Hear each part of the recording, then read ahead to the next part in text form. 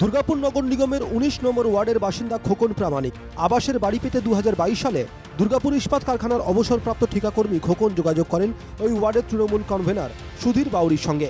খোকনের অভিযোগ, আবাসের বাড়ি পেতে তিনি তৃণমূল নেতাকে ৩৫,০০০ টাকা দিয়েছেন। সুধীর বাড়ি তৈরি করে দেওয়ার প্রতিশ্রুতি দিলেও সেই বাড়ি আজও হয়নি।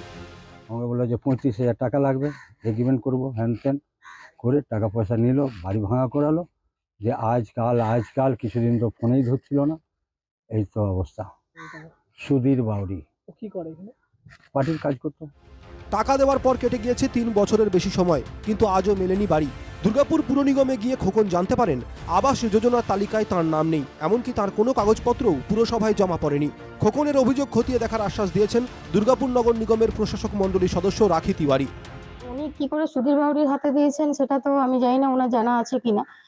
আর দেখুন, এটা তো সুধীর বাউরি তো এটা প্রভাতদাকেও আমি কথা বলবো, যেহেতু ওনারই ওয়ার্ডের উনি দায়িত্বপ্রাপ্ত ছিলেন, দেখাশোনা করছেন দায়িত্বে, তো সেটা কথা বলবো এবং সুধীর বাউরির সাথেও কথা বলবো। যদি এরকম হয়ে থাকে তাহলে তো সত্যি অন্যায় হয়েছে। অভিযুক্ত তৃণমূল নেতার দাবি, তিনি কোনো টাকা নেননি, টাকা নিয়েছিল ঠিকাদার, কিন্তু দলের একাংশ তার বিরুদ্ধে ষড়যন্ত্র করছে। কন্ট্রাক্টরকে উনি টাকা দিয়েছিলেন, টাকা মোটামুটি কিছু ম্যাক্সিমাম রিটার্ন করে দিয়েছে। আমি মিডিলম্যান ছিলাম, আমি মানুষ উপকার করতে এই আজকে বদনাম নিতে হচ্ছে। মানে কে করছে, কি দলেরই একাংশ, কি মনে দলের হয়? একাংশই হবে, কেন পদের ব্যাপার আছে একটা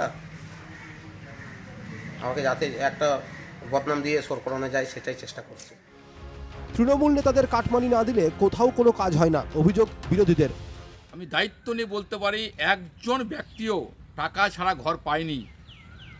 তৃণমূল কংগ্রেসের কালচার এটাই, মানুষকে প্রতারণা করে, মানুষকে ভুল বুঝিয়ে, মানুষকে প্রতিশ্রুতি দিয়ে তা টাকা ইনকাম করার কাজ তৃণমূল কংগ্রেস করছে। পশ্চিমবঙ্গে তো তৃণমূলের আপাতমস্তক সবাই লুট করছে। তৃণমূলের নেতারা, তৃণমূলের প্রাক্তন কাউন্সিলররা, বোর্ড অফ অ্যাডমিনিস্ট্রেশনে যারা বসে রয়েছে, যারা যে দুর্নীতি করে গেছেন কি পরিমাণ, তার তথ্য আমরা এখান থেকে।